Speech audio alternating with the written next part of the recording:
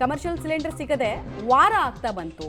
ಯಶವಂತಪುರ ಹೋಟೆಲ್ಗಳಲ್ಲೂ ಕೂಡ ಸೌದೆ ಒಲೆ ಅಡುಗೆ ಮೂಲಕ ಗ್ರಾಹಕರ ರುಚಿಗೆ ಸಂಬಂಧಪಟ್ಟಂತೆ ಹೋಟೆಲ್ ಮಾಲೀಕರು ಪೂರೈಸ್ತಾ ಇದ್ದಾರೆ.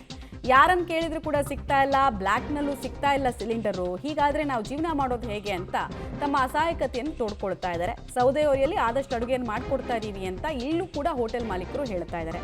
ಒಂದು ವಾರದಿಂದ ನಮಗೆ ಪ್ರಾಬ್ಲಮ್ ಆಗಿದೆ, ಒಂದಕ್ಕೆ 3 ಪಟ್ಟು ದುಡ್ಡು ಕೊಡ್ತೀವಿ ಅಂದರೂ ಕೂಡ ಕೆಲವು ಕಡೆಗಳಲ್ಲಿ ಸ್ಟಾಕ್ ಇಲ್ಲ ಅಂತ ಹೇಳಿ ಮುಲಾಜಿಲ್ಲದೆ ಕಡ್ಡಿ ತುಂಡಾದಂತೆ ಈ ಸಪ್ಲೈ ಚೈನ್ನವ್ರು ಹೇಳ್ತಾ ಇದ್ದಾರೆ. ಸೊ ನಾವು ಅನಿವಾರ್ಯ ಹಿಂಗೆ ಸೌದೆ ಒಲೆ ಮೊರೆ ಹೋಗೋದು ಅಂತ ಹೇಳ್ತಿದ್ದಾರೆ. ಮಾಲೀಕರಿಗೆ ಪ್ಯಾಷನ್ ಇರುತ್ತೆ, ಕರೆಕ್ಟ್, ಹೆಂಗೋ ಮಾಡಿ ಬಡಿಸ್ಬೇಕು, ಹೆಂಗೋ ಮಾಡಿ ಬಿಸ್ನೆಸ್ ಮಾಡಬೇಕು ಅಂತ. ಅದೇ ಪ್ಯಾಷನ್ ಕಾರ್ಮಿಕರಿಗೂ ಇರಲ್ವಲ್ಲ, ಅವ್ರ ಸಾಥ್ ಕೂಡ ತುಂಬ ಇಂಪಾರ್ಟೆಂಟ್ ಆಗುತ್ತಲ್ವ.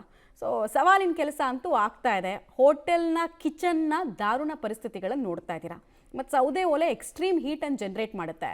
ಗ್ಯಾಸ್ ಸಿಲಿಂಡರ್ ಅಭಾವ ಏನಿದೆ ಅದು ಈಗ 5ನೇ ದಿನಕ್ಕೆ ಕಾಲಿಟ್ಟಿದೆ. ಬೆಂಗಳೂರಿನ ಹಲವು ಹೋಟೆಲ್ಗಳು ಬಂದಾಗ್ತಿದ್ದಾವೆ. ಹಲವು ಹೋಟೆಲ್ಗಳ ಪರಿಸ್ಥಿತಿ ತುಂಬ ದಾರುಣವಾಗಿದೆ.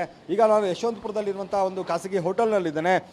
ಇಲ್ಲಿ ಯಾವ ರೀತಿಯಾಗಿ ಸ್ಟವ್ಗಳನ್ನು ಇಟ್ಕೊಂಡಿದ್ದಾರೆ, ಯಾವ ರೀತಿಯಾಗಿ ಗ್ಯಾಸ್ ಸಿಲಿಂಡರ್ಗಳಲ್ಲಿ ಅಡುಗೆಗಳು ಇಲ್ಲಿಯವರೆಗೂ ನಿನ್ನೆವರೆಗೂ ಕೂಡ ಆಗ್ತಾ ಇತ್ತು. ನಿನ್ನೆಯ ರಾತ್ರಿಗೆ ಸಂಪೂರ್ಣವಾಗಿ ಗ್ಯಾಸ್ ಸಿಲಿಂಡರ್ಗಳೇನಿದ್ವು ಅವು ಎಲ್ಲವೂ ಖಾಲಿ ಆದಂಥ ಹಿನ್ನೆಲೆಯಲ್ಲಿ ಅನಿವಾರ್ಯವಾಗಿ ಸೌದೆ ಒಲೆಗಳನ್ನು ಇಟ್ಕೊಂಡು ಈ ರೀತಿಯಾಗಿ ಸ್ಟೀಮ್ಗಳನ್ನು ತಯಾರು ಮಾಡುವಂಥದ್ದು, ಸ್ಟೀಮ್ ಮಾಡುವಂಥದ್ದು, ಹಾಗೆ ಈ ರೀತಿಯ ಅಡುಗೆ ತಯಾರು ಮಾಡೋದಕ್ಕೆ ಮುಂದಾಗ್ತಾ ಇದ್ದಾರೆ.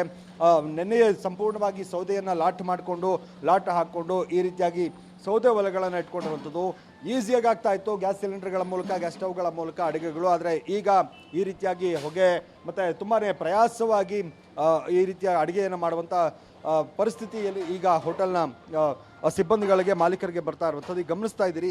ಇದು ಹೋಟೆಲ್ನ ಏನು ಸಿಬ್ಬಂದಿಗಳಿದ್ದಾರೆ, ಮಾಲೀಕರಿದ್ದಾರೆ, ಅವರು ಈ ರೀತಿಯಾಗಿ ಸೌದೆಗಳನ್ನು ಲಾಟ್ ಹಾಕ್ಕೊಂಡಿದ್ದಾರೆ. ಇದು ನಿನ್ನೆ ಸಂಜೆ ಸೌದೆಗಳನ್ನು ತರಿಸ್ಕೊಂಡು ಈ ರೀತಿ ಲಾಟ್ ಹಾಕ್ಕೊಂಡು ಎಲ್ಲ ಸಿದ್ಧತೆಗಳನ್ನು ಮಾಡಿಕೊಂಡಿದ್ರು. ಈ ರೀತಿಯಾಗಿ ಆಹಾರವನ್ನು ತಯಾರು ಮಾಡೋದಕ್ಕೆ ಈ ಥರ ಸೌದೆ ಒಲೆಗಳಿಗೆ ಮುಂದಾಗ್ತಾ ಇರುವಂಥದ್ದು.